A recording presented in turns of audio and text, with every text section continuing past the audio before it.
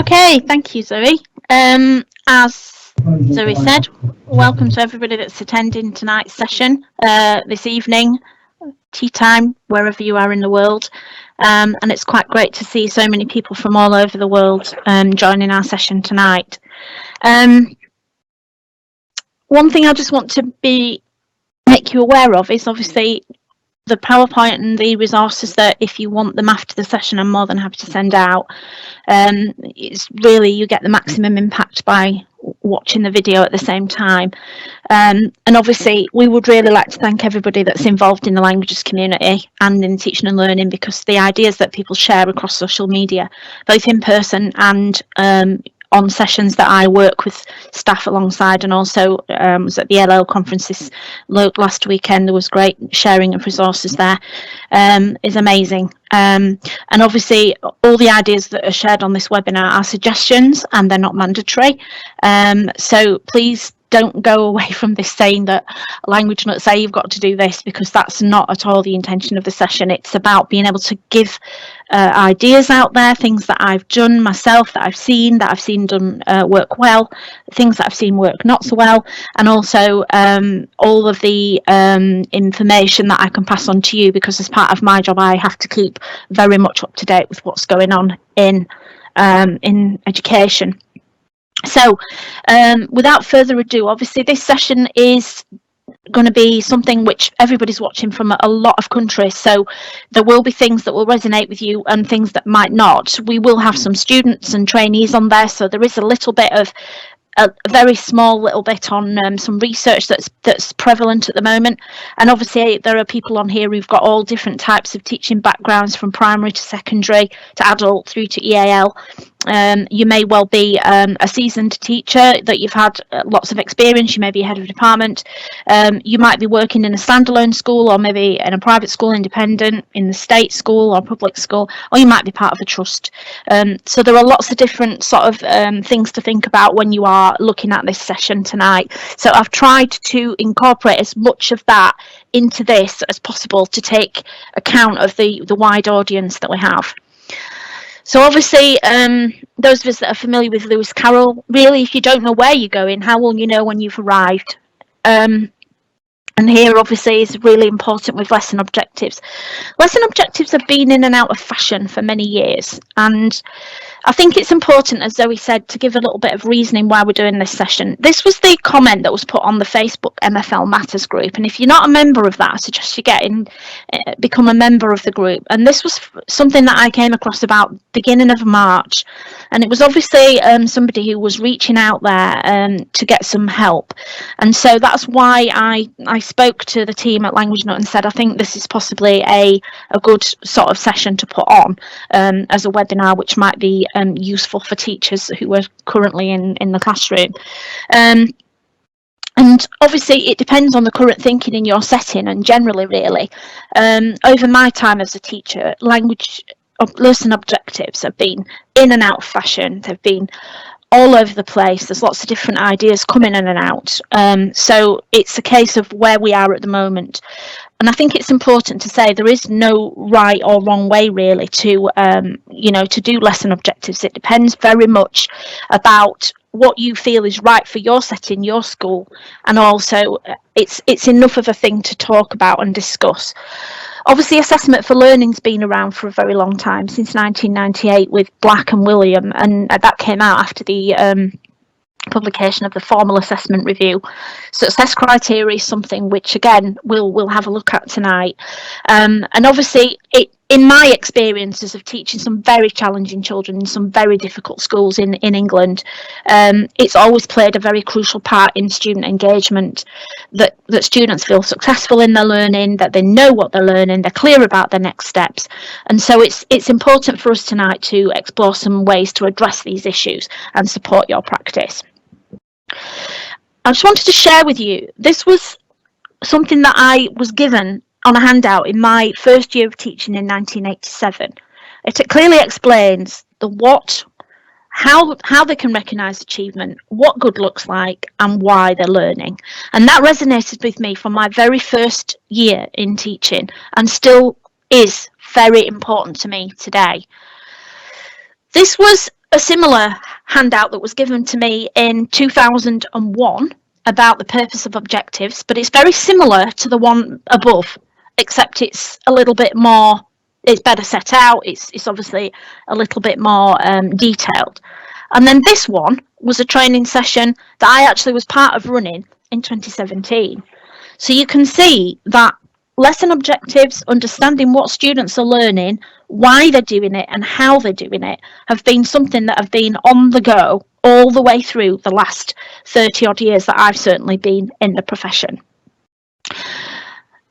For our current situation in teaching is ever changing. Obviously the teacher standards, there's just been another review in January, changing some of the wording.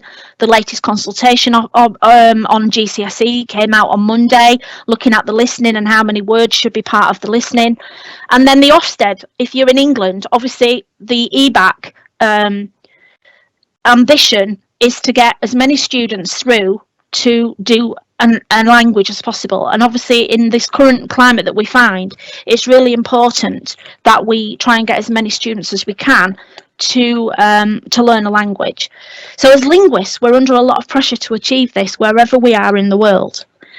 So that's why I wanted to do part and parcel of doing this session tonight as well, is to say that to be able to get students to be engaged in their learning and to want to learn, I've always found that making sure that the lesson objectives and the success criteria in a lesson are one of the things that has been fundamental to my teaching and hasn't ever left. It's never been a fad for me. It's always been an absolute concrete part of my teaching.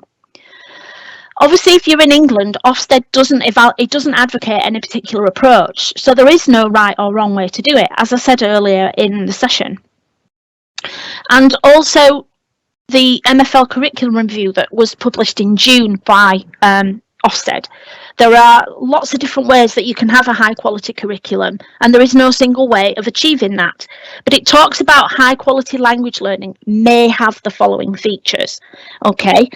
And quite interestingly, when we put this session out, I think it was 2 weeks ago when we put it out, maybe 3 weeks ago, I had a couple of emails from teachers saying to me, we've been told that we have to write our lesson objectives now with novice and expert in them, because that's what's in this MFL curriculum review.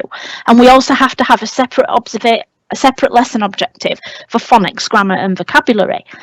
And I was quite vocal when I sent back the reply, and I said, well, it says clearly may have the following features, not should have the following features.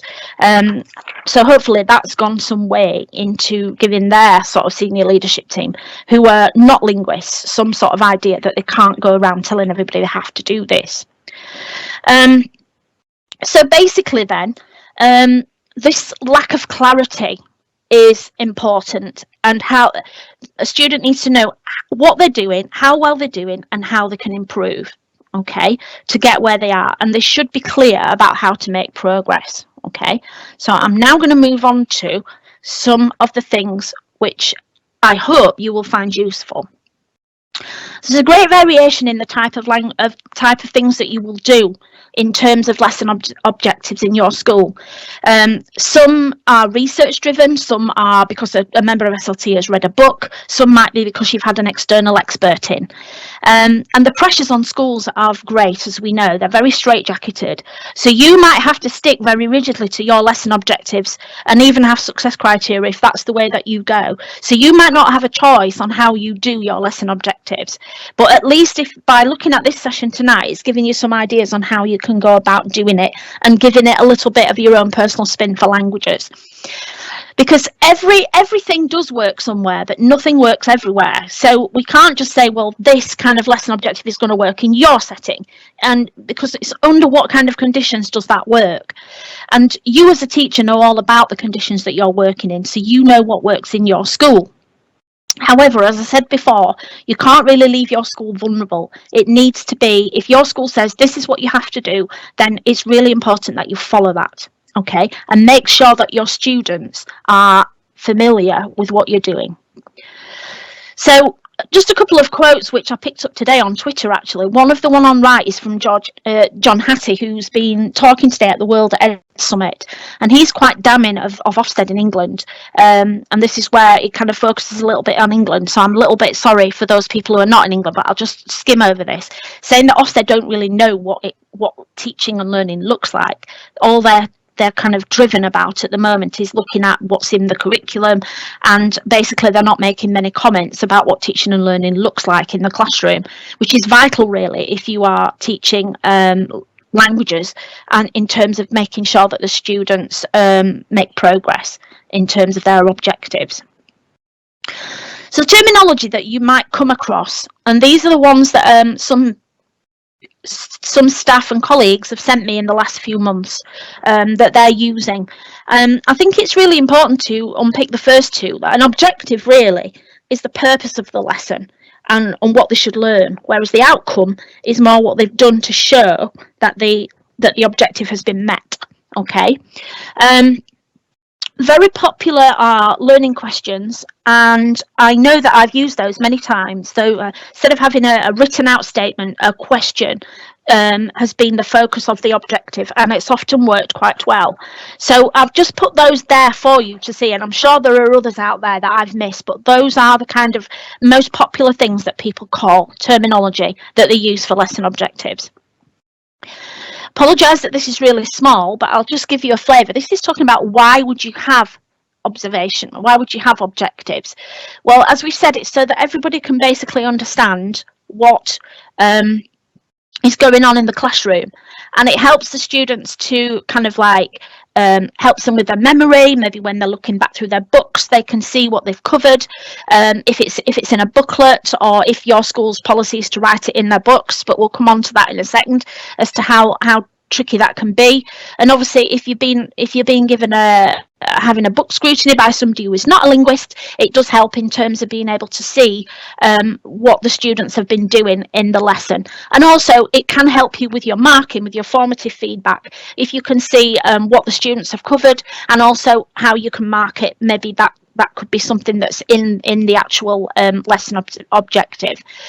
Why might you not do them? So what are the arguments? Obviously you know, the students don't often listen to them. The learning is very complicated, and we all know that, you know, just because it says you will understand this, what actually does understand mean, and how long do they understand it for? And so when we talk about learning is complicated and it takes time, it certainly is. It can't be reduced to a certain lesson. It can actually limit the time, the amount of learning, because it's not allowing for the learning to go off on a tangent and maybe kind of like explore something new. And the number of student teachers I've seen have said, oh, I can't do this because I've got to stick to my objective. Well, in actual fact, I think you have to be a little bit more kind of like proactive and think, well, if I don't cover that objective, it's not the end of the world. I think one of the biggest worries about lesson objectives is the time in learning, because if you take the average student who's quite quick at writing, they might write the objective in their book. It takes them about 3 minutes. They've got 5 lessons a day. That's 15 minutes a day. When you times that up with the 39 weeks in the UK that we teach, you're talking about 48, 49 hours of FOSS teaching a year.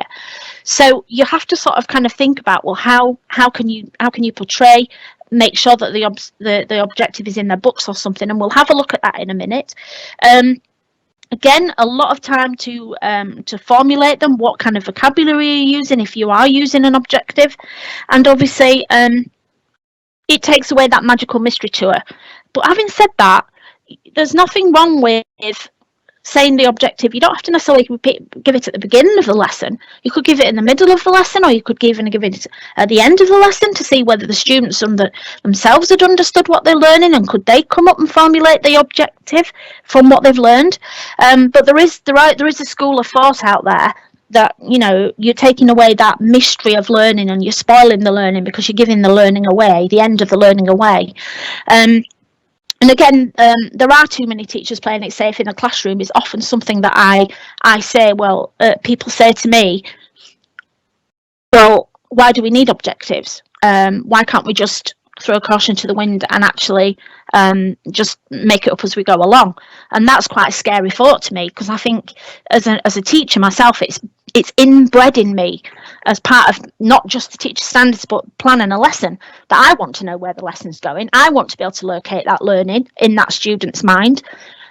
And I want to make sure that everybody else, whether it be somebody coming in to do a learning walk, somebody popping in, an extra TA in the room, anybody else who's in the room, that at least they know what is happening and where that learning is going. So there are different types of objectives. Obviously, we have all sorts of for the acquiring knowledge. You've got the concepts, you've got the 4 skills, or as they're called now, modalities in the new spec framework. Obviously it might be something to do with attitudes and values. It could be something to do with personal growth and behaviour. There are lots of different kind of things that you could think about there. SMSC as well. I was at the ELO conference on Friday, which Michael Wardle, who, for those of us that don't teach in England, he's the lead HMI for languages, and he was talking about cultural capital and SMSC. There is a possibility there that could be part of your objective if that's what you felt was right for that particular scenario in your classroom. And then obviously, how do you decide on that objective? It needs to be like the focus of your short-term planning, so it's what's going on in that particular scheme, that particular series of lessons, and it's about the learning, it's not about the activity. That's often a big pitfall that I've seen with student teachers particularly, and some teachers who've had a few years in teaching, that they can become driven along the activity, and they get hung up on that rather than what is the actual focus, what is the actual skill or the actual concept that the students are learning. So it's actually, what are they going to learn, and knowing where your students are and what the next step in their learning is helps them to move on. Once you've decided on the skill and you think about what language are you going to use, what kind of, how are you going to couch the learning objective, how are you going to actually do that in English, or are you going to write it in the target language if you are teaching a language and you're not an EAL teacher. And then again, it's about your own school. What is your own scenario? So I'm just going to ask Zoe now to give me some feedback. If you could just type in the chat, what kind of things do you do? How do you set out your learning objectives in your school? I'll just give you a couple of minutes to do that, and then we'll just see where we are in terms of taking some ideas. Zoe, if you could just read some out, that would be great. Yeah, I think replies are just coming in. In the meantime, we just had a question. Someone asked you to clarify SMSC. Yeah, so it's social, moral, spiritual, and cultural. And it used to be very popular in the Ofsted framework, but it's still around. I was quite surprised. I wasn't going to put it in this session, but when I heard Michael talk about it on Friday, SMSC is in there. So it's anything that you do in your curriculum that links to social, moral, spiritual, and cultural. More to do with PSHE, really, I suppose.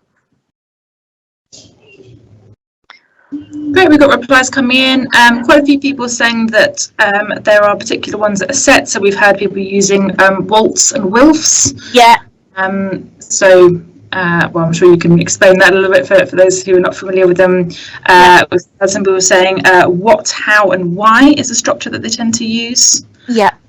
Some people saying that always it needs to be target language, so as simple as possible.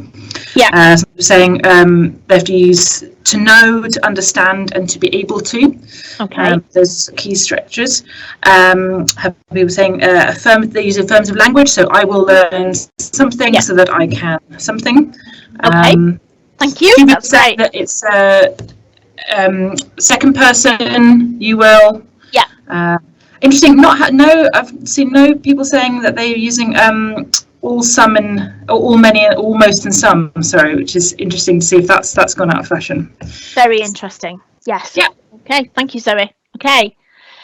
Interesting. So what I've done on the next slide before I actually reveal it is basically these are some of the ones that I've come across, and like Zoe said, there'll be lots of others. So here we have quite a lot of them, and the almost and should were around when I first started teaching. They've been around for a long time. Most should and could. And for me as a teacher, they encourage low expectations because some students will take the easiest way out. What is good enough for some will be not good enough for others, and so you'll get them. Some of them will just sit back and go, "Well, I've done it all, so I'm not doing the most of the some." And we all know those kind of students. In my career, I've taught mainly middle to low ability students from very challenging backgrounds, and I've had some experience of teaching high level as well, but mostly your normal children that you would come across in a normal standard comprehensive are the ones that I've done. The good, great, even better, if, and the circle, square, triangle was one that I came across in a school a few years ago where the students could choose what they wanted from a particular level after they'd done the lesson after they'd done the lesson objective. So, you know, circle might be a more challenging activity to another one in the same way as red, amber, green. First star, second star, third star and gold, silver, bronze tend to be more for primary. I have a preference for the what, why, how, if you haven't already picked that up, because I just find that that is more geared to the way I teach. It's more geared to getting students to understand what they're learning, and it's more geared to getting students to buy into the learning. And so what we're learning today, we're learning about how to use the verb to go. Why we're learning it, because we want to talk about the future tense, and how we're going to learn it. We're going to do some drilling of this. We're going to learn the song. We're going to do this, and that's more or less what I would talk to them about for the whole kind of unit of work, or the several lessons that we would do in it, that particular topic. The Walton, the Wolf, as Zoe said, we are learning to what I'm looking for. Again, it's an interesting one that some schools go to be able to, they make it very impersonal. I've always gone for the I am going to do this, because then it puts the ownership on the student to be able to do that. But then again, that's me and how I've managed to deal with the students I've actually taught. Again, reiterate that this is not how to do it. This is just giving you examples of things that you can use and take back with you to the classroom. Again, some people have used by the end of the lesson, you will, and obviously there are key questions. Some schools call them hinge questions. Some schools even just have keywords on the board, and basically it's just to sort of get the students to use those keywords in the lesson. More recently, when I was working as the senior director of a large trust, we used challenge and aspire, and some schools flipped them round for aspire and challenge. I could never get my head around that. I could never work out which was which. And somebody I know in the Facebook group that we were in discussing this a few weeks ago put that they used their learning focus because it enabled them to sort of talk about that, and if they felt they wanted to go off on a tangent, they could come back to that and say at least, well, it's not too prohibitive. Learning questions are a good way of doing objectives. They are quite, you know, that you can get the students to answer the question. You can target the students to explain what the question answer is. It could be something like, you know, what you're doing next weekend, or it could be something about what do you know about the future tense, and things like that can be as really as kind of open-ended as that as possible.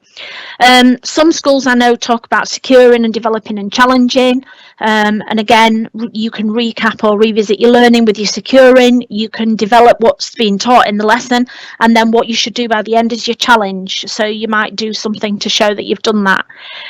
Obviously, the inspection framework that came out for languages, the Ofsted report, talks about novice and master. That's a difficult one for languages in my experiences, because you could be an expert on vocabulary for town, but then when you move on to shopping, you haven't got a clue what you're doing with shops, so you become a novice again. So that is, for me, is quite a difficult one. But again, I know some schools are talking about novice, emerging, and so on. Again, recap, new, and consolidate.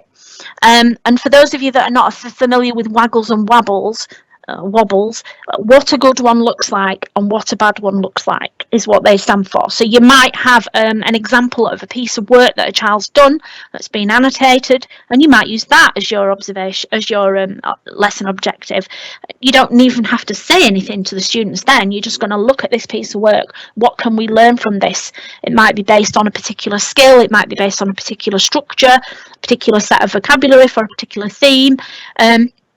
And you want to try and make sure that your students don't make those mistakes or they critique this piece of work, which again is something to think about, just to ring the changes really, because it's quite nice to be able to change the way you do lesson objectives if you've got that opportunity in your school to be just a little bit flexible at times, so that it doesn't become the same thing over and over again in every lesson, in every subject in the school. You might have, as we said, the modelled outcome.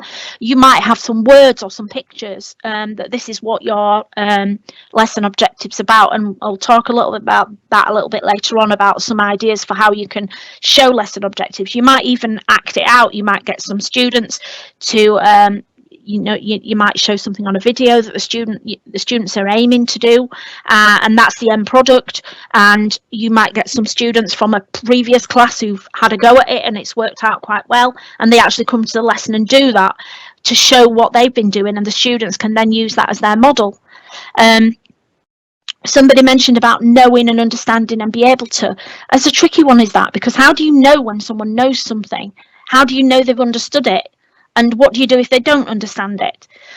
So again, that is language that is couched in Bloom's, which again has received some pretty bad press in the last few months. And again, we'll just mention that a little bit later on.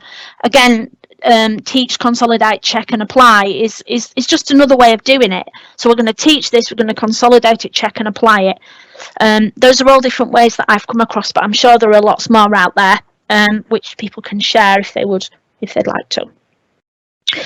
So over the last sort of few months, I've been noticing that Bloom's, which is something that I came across very early on in the 90s, well, late in the 90s, I think, is now out of fashion. I've put on here some kind of like, I've got all these in big handouts if anybody wanted them. But we've got the Bloom's circle here, which shows all the Bloom's taxonomy vocabulary and all the verbs that you can use to help you with that. And we've also got it here. And we've got the Bloom's revised taxonomy, which was actually revised by Anderson and Kratvol, who kind of changed the top two and moved create into the top one. We've got solo taxonomy over here. Again, your school might have used that. It's very similar, but slightly different, if you can say that. We've got Rosenshine's principles, which is not a way of writing objectives. So these are the two here, but it actually refers to it. In other words, it promotes ideas for them. So it's like providing a waggle, providing checking understanding, independent practice, and reviewing learning and scaffolding. And then you've got inquiry-based learning, which throws everything out of the window and doesn't even have any objectives. And that's where your students find the objective for themselves. It's I used to call it punk learning back in the day, in about 2007, because basically you would set up an inquiry, you would put a question up on the board, and the students would then try and work out what they wanted to know. It was quite popular at some time, and some schools do use that all the time, but we have to be careful, don't we, that we have to get that balance right these days, with not just chucking all the learning out to the students and letting them do it themselves, because you end up, in my experiences, I've ended up with some bad habits being picked up there. And I always think, I'm the teacher, I'm the font of knowledge, so I need to use me as a person. Having said that, it's quite nice sometimes just to let the students loose and do something that is a little bit different and find their own learning. But I think you've got to have your strong discipline, strong behaviour patterns in your classroom, and you've also got to know your pedagogy really well and be structured with what you're doing. So this was basically something that was said about Bloom's. It doesn't accurately represent the way that we learn things. We don't start by remembering things and then understanding them and then applying them and move up that pyramid. We actually we build by applying knowledge and by creating things. And that to some extent is very true. But I think it's important to bring the changes and do lots of different things. And apologies if your school doesn't like blooms. I've always found it useful. But I know it's getting some bad press at the moment, so it's just how it is with teaching. In addition to that, we've got the Bloom's taxonomy here in Spanish. If you wanted that, you could have it. I've got it in French and German, and then up here we've got the Bloom's as it is. So it's just giving you some examples, especially if you're in your trainee year and you are a student teacher. You might well find some of that useful in your essays or your research. Okay, so with my own successes then, as I said, I've always found the what, how and why, or what, why, how, that's worked really well. And particularly the how, because and it's been good for students who are lower ability, lacking in confidence, keeping them on track. I've sometimes had the success criteria up on the board, and sometimes it's been in a booklet or whatever I've done with it, and it's been there for them, and they've been able to tick it off when they've done it. If they've been working at their own pace, or as a class, we've ticked it off together, and they feel then that they're actually achieving something. And when you're working in a struggling school, or a school where students do not naturally are happy to come to languages, having that has been crucial for me to be able to make that impact with getting that motivation, and also being able to get those students engaged with the language, because they can see that they're making progress. And let's face it, if we can see that we're moving forward with something, with anything in life, we're going to want to engage with it more. And that's what I think has been crucial to my success in my classrooms.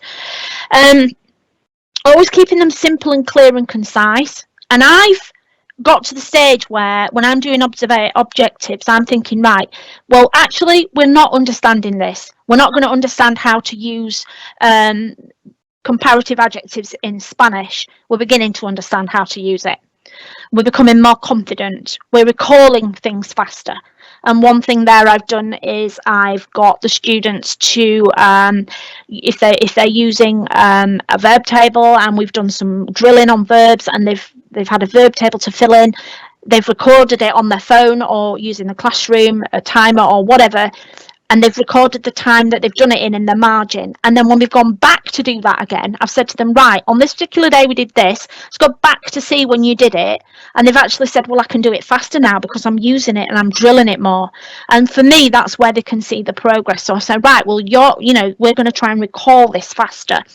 And then again, you might be able to apply it with occasional support. That might be a knowledge organizer in front of you, or whatever vocabulary sheets that you use. There are loads of them out there, as we know.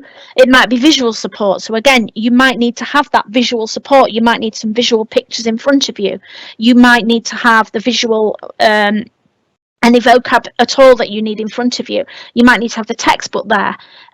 You might do an assessment, and you might need to have an open book assessment, but for part of it you can do it without the support, or you might just need that support occasionally. And again, that's all wrapped up in the objectives of how you're trying to set out the learning for that class and make it a little bit more personal for that student. Obviously, it needs to be consistent with what you're trying to teach them, and realistic and doable, and obviously appropriate for the level of the learner. I remember going back a few years when I was working alongside a lot of Ofsted inspectors. We were doing a lot of mock steads for schools, as they used to call them in those days, and they used to say, well, all of the lesson observations have to have a lesson aim, and it needs to be levelled. So you would have to have the overarching aim, and then underneath it the success criteria that were levelled. That was such an onerous thing for staff to do. It took forever to write objectives, and it wasn't really. When I think back, the time, you just have to think, well, what was the point of that? Let's hope those days never come back. These are some of the examples of things that I've worked on in my past sort of probably past 3 years, when we started to do common resources for the trust that I worked for. So we would have our learning journey, and we would have the objectives on the learning journey, and it made it easier. We might have a learning journey at the beginning, on the PowerPoint, or it might even be up on the wall, or the students might have it in their book. So it wouldn't necessarily have to be repeated, written out, or anything, because it's already there. They would then see the next steps. So this is a French one, the prochaine étape, that's what they're going to be doing from there. And then at the bottom, we would have, why am I learning this? And I'm just going to show you now a couple of examples. Oh, and here we might have a waggle as well. We might have an example of what a good one looks like. We might have that as part of the knowledge organizer, or as part of whatever it is you use, and you could then say, right, we're going to have a look at this waggle today. In other words, you're actually addressing the lesson objective because it's there. You don't necessarily have to tell the students what they're doing. You can say, we're going to have a look at this. This is to do with the topic of town, or this is to do with how to use superlatives, and this is a waggle. So let's have a look at it. So this is an example of a Year 7 learning journey. This is an example of a Year 8 Spanish. Again, you've got everything there. You can underpin the overarching objectives there. You can change those, slightly tweak them. The students can do it for you without you having to worry about that. Again, this is a revision of themes 1 to 3. This goes through from 7 to 11. Again, how we did it there, just with the pictures. You could have those as your objectives. There's nothing wrong with that. Another thing that we did was use the personal learning checklist, which again, you don't have to have. And again, it's more photocopying if you don't have the budget. And I get that. I get all of that. So I'm not saying, go back and say, I've got to have £1,000 budget. This is just another example of stuff that you could do. You could have the objectives down the side, that we're describing personality. The students then know exactly what's going on in terms of the learning, and it's cutting down the amount of time you've got to write stuff up on the board, which I know in this day and age is a nightmare. There's the scheme of work that I would have used with the knowledge and the skills and the enrichment, and there you can just pull your objectives out of there. You could even have your objectives in there if you wanted to. Okay, so some of the thoughts that I just basically put down here were, how do you make sure that what you're learning is obvious to any stakeholders, especially a non-specialist? The chances are you're going to get somebody coming into your classroom and doesn't teach languages. And for me, that's always been an interesting thing of how I can make it obvious. And again, going back a few years, there would be a scenario with an Ofsted inspector. Right, let's stop the lesson. Tell the inspector what we're learning. What a waste of time that was. I'm going to skim over that because that's just something. You will get a copy of this if you want it after the session.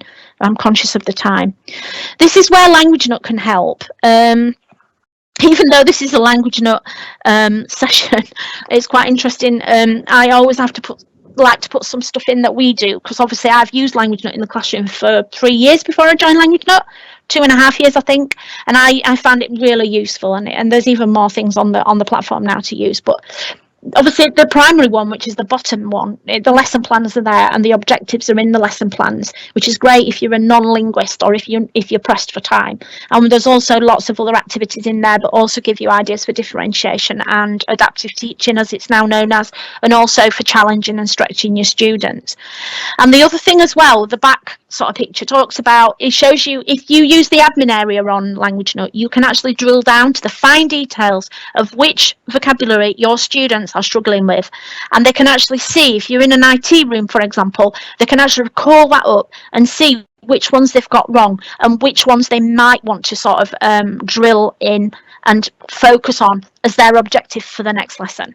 So again, that's just something there. If you use Languagenut, or if you fancy having a look at it, is a really good way we can support you with your objectives. So I've put on here some ideas of how to share the objectives when you eventually get round to doing them. You could obviously have them on the board, or as I was once told, having them slightly above eye level on the left is the best place for the students to see them. Apparently this is correct. I've even seen lessons where the objectives are rolling around as a scrolling objective on the screen. That is so disorientating for me, and I know for some of the students that I saw in that lesson. So it's a little bit tricky in terms of how you actually want to share them. You could obviously get them to write them in their books, but as I've said before, just checking the time there, that takes up a lot of time. You could have them on every slide if you do PowerPoints, but I mean, there's many a time I go into a classroom, I only use 1 or 2 slides. I don't have a massive PowerPoint because I don't have time to make PowerPoints that long, and I never did. I always used to make the most of 1 or 2 slides, so I would only maybe have them on the 1 slide.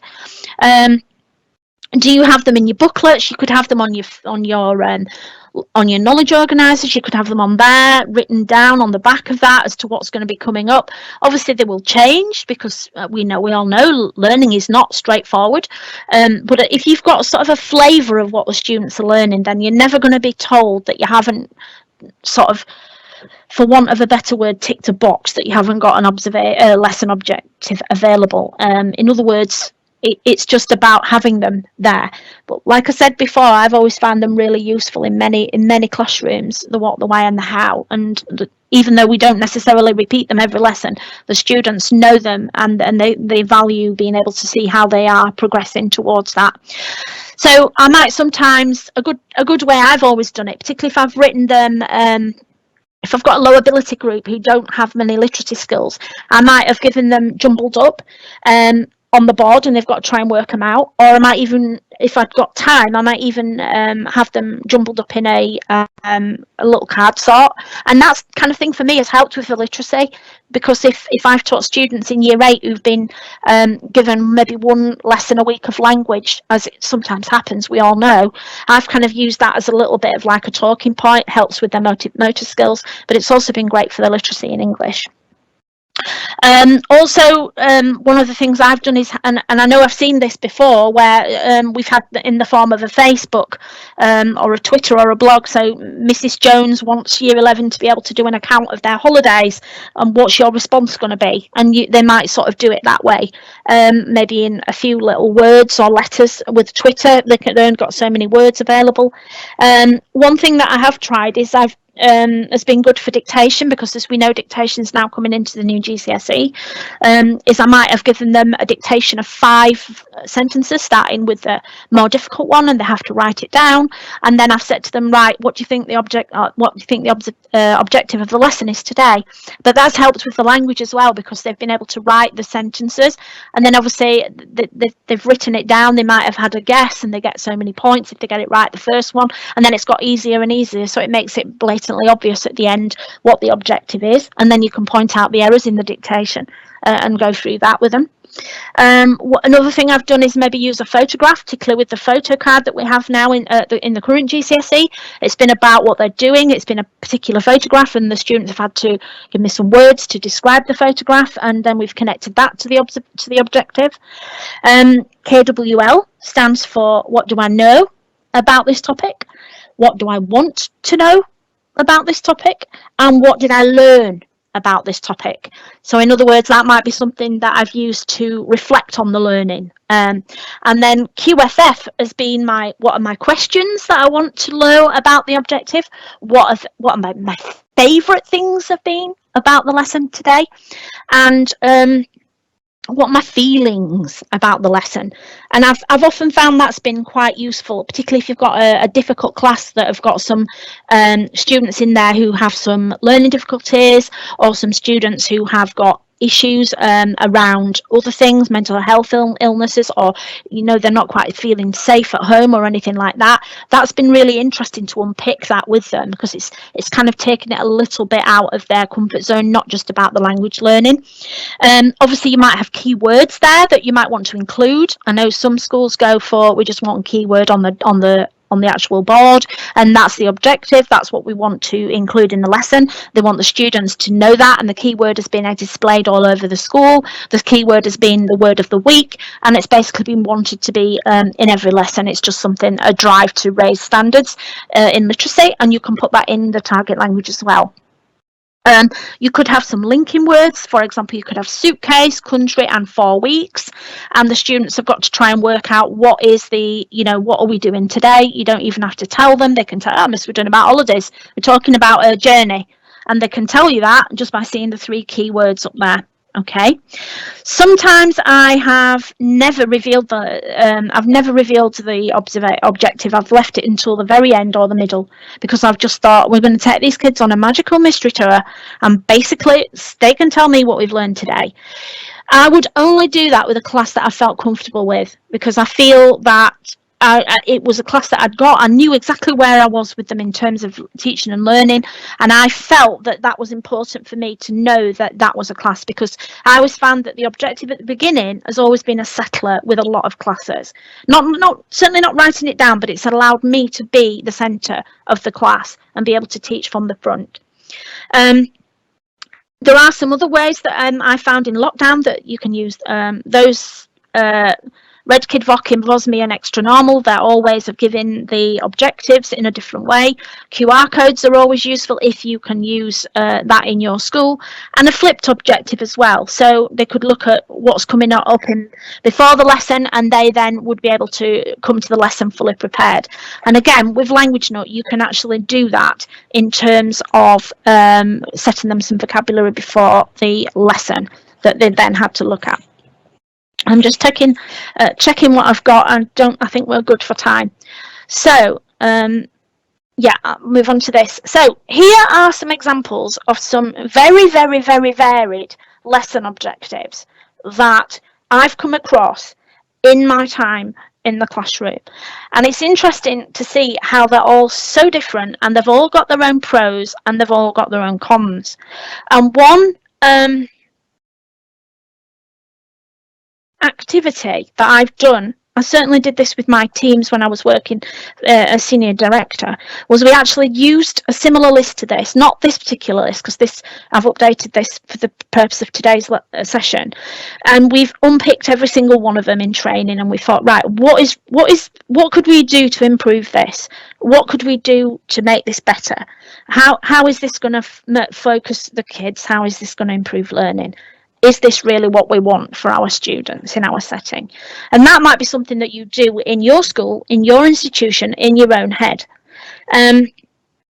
What would be great is if we had an interactive session here to be able to do that, but obviously we don't. But I can definitely tell you a few of my thoughts on this. The one that's on about this complete all 10 questions on pages 23 to 25 for me is absolutely not an objective. That's just a task, and that for me would be the most dreadful thing to put in front of children, because I would be thinking, well, if I'm in this class, what the heck am I doing with this? Why am I bothering? I can just do this in my own time, or I'm not. It doesn't float me, doesn't give me any motivation to be in this lesson. One that I would be more in my classroom, and again, you might disagree, and that's absolutely fine, because like I said earlier, this is not about telling you what to do. It's not about saying this is how you must do it, but this is one that I found has been useful, would be I'm beginning to add more complex adjectives. So in other words, you're nowhere near being able to do it, but I'm starting to do it to my description of my family. Another thing that I found sometimes people like to do is correctly pronounce 6 school subjects. You might have that. So you might have a number in mind, say, if we can do 6, we're doing all right. If we can do more, that's even better. But actually that makes it a little bit more flexible then, that students can then be a little bit more sort of can focus on their own particular ability. And again, looking at that list, I'm sure there are things in there that you would disagree with, that you would agree with, some that you think that's rubbish, but I just wanted to put this up there because I thought it would be useful for you to have following this training, to be able to unpick it. And again, I'm more than happy to support anybody with this after the training. If you've got some questions or anything that you want to ask, or any discussion you want to have after it, I'm more than happy to do that. It's part of my job. Okay, so going on to nearly towards the end of this session now. I think we've got about 8 minutes left. I'm finishing the next 3 minutes. There are, in my knowledge, there are 4 different types of objectives. There are the closed ones, where you've got here being able to use that punctuation. There you've got a right or a wrong answer, and you would need to differentiate by task to be able to find out if that student could do that. Obviously, to write complex sentences is a lot more open there. Okay, that's something there are no right or wrong answers there. It's something that's completely developing as we go. How to use the future tense, that's a long-term objective which would need to be broken down for individual lessons. And those of you that have been using MSELP know that they do it in pairs. Those of you that maybe use other ways of doing things, if you use textbooks by different people, they will have different things in there. If you follow lots of other different ways of teaching, then you will have a different sort of outlook on that. And then obviously the concept, to understand the importance of healthy living. Again, you might have that as a title for a topic, but that might need more investigative work. So again, it would need to be broken down. It would be looking at the positives of, the foods that you would eat, the types of sport you would do. So again, those are just some examples of things that I've used in my time. We'll flash over that one, but I think important, and this slide, I think, and the next slide are the two that I took from my last webinar that I did on Ofsted, which has been amazingly well received in terms of people asking for resources and asking for support. I think it's about asking yourself, how clear in your mind are you about the rationale that's underpinning your curriculum and your lessons and what you are teaching? So what's the rationale for what you're using in terms of objectives? Is it being done in the right way that you know, and are you happy with the way that you're doing it? Is your department doing it in a different way? Are you happy with that? Is that what you feel is the right thing to do? It does support you with knowing what's being covered, because you know that the objectives are there. It does support you with the concepts and the themes and the skills. It is making the curriculum relevant for you and your students. If you live in Dover or you live in Egypt and you live near a coastal town, you're going to necessarily do a slightly different, you might not, but you might do a slightly different sort of take on some aspects of the curriculum than someone who lives in inner city Liverpool, for example. It does support teachers to know what they're doing, particularly if you've got staff who are covering for people that have been off, or people that are coming in on a short-term contract, or people who maybe can't teach Key Stage 4. If they know what the objective is of the lesson, then they have got more of a chance of covering the right material. And it helps with the subject knowledge, and it helps support your non-specialists, particularly at primary. And it helps to address any gaps in learning as well. And then coming on to the very last slide before the last one is this thing to do with the pillars of phonics, vocabulary and grammar. I must admit, I was quite surprised when I did get a couple of emails saying that their schools had jumped straight on the bandwagon with the novice and expert.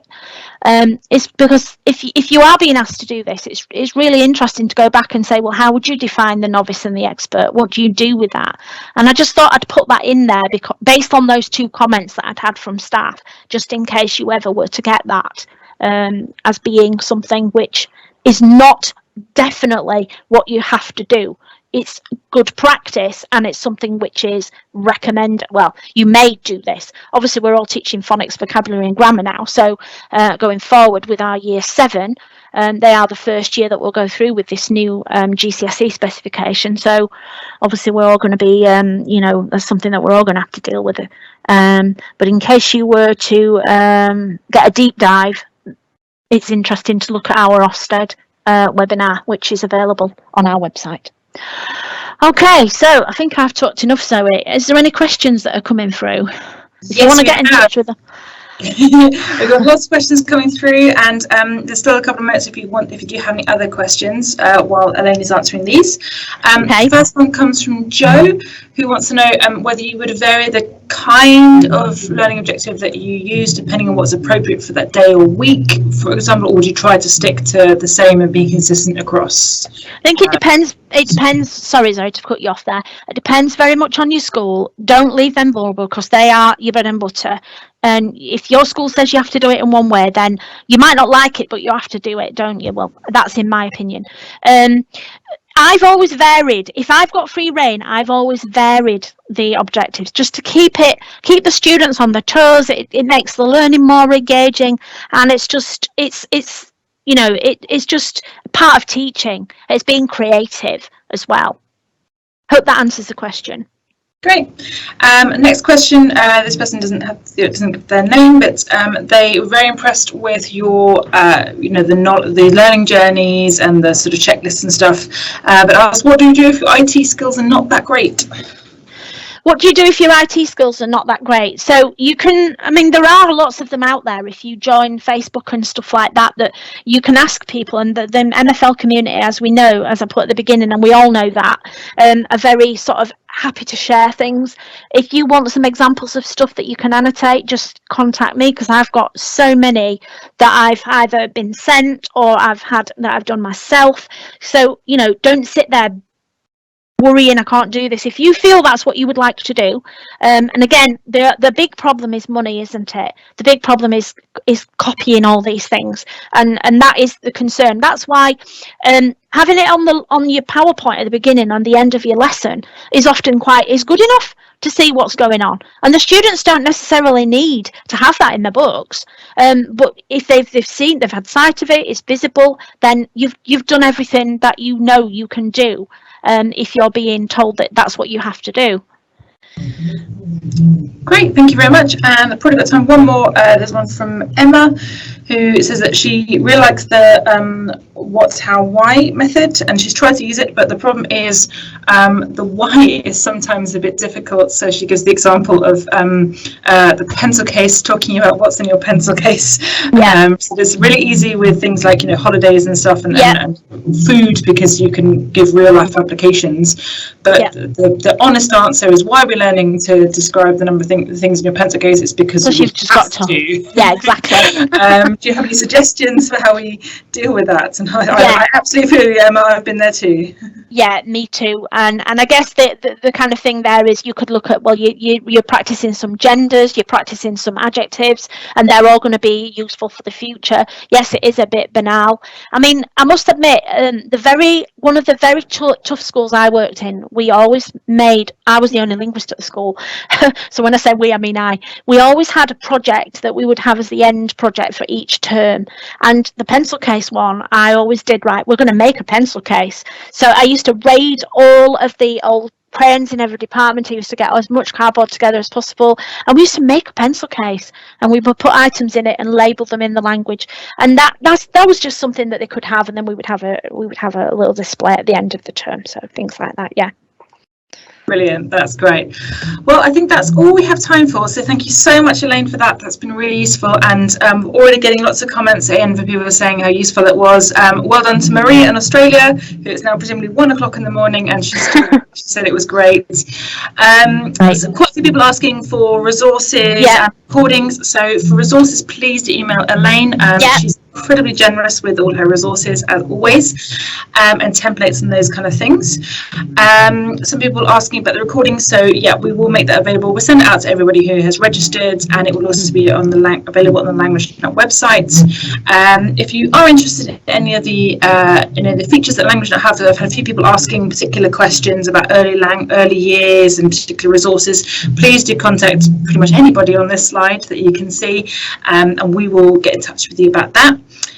Last thing is, please do let us know your feedback. We'd love to know what you found useful, any future webinars that you would like to see, because we, as you see, we do like to respond. We want to help as much as possible, and we come up with ideas of things we think are useful, but actually the best ideas come from you telling us what it is that you need. So we'll hopefully be planning a few more webinars soon. Get in touch, use social media, so Languagenut on Twitter, get in touch with us on Facebook, email us any other way. Please let us know what you thought. Please let your colleagues know if you find it useful. If you think that you have colleagues who couldn't make it today, who might benefit from this webinar, please do pass it on to them. And many thanks, and have a great evening or great morning, depending on where you are. Right.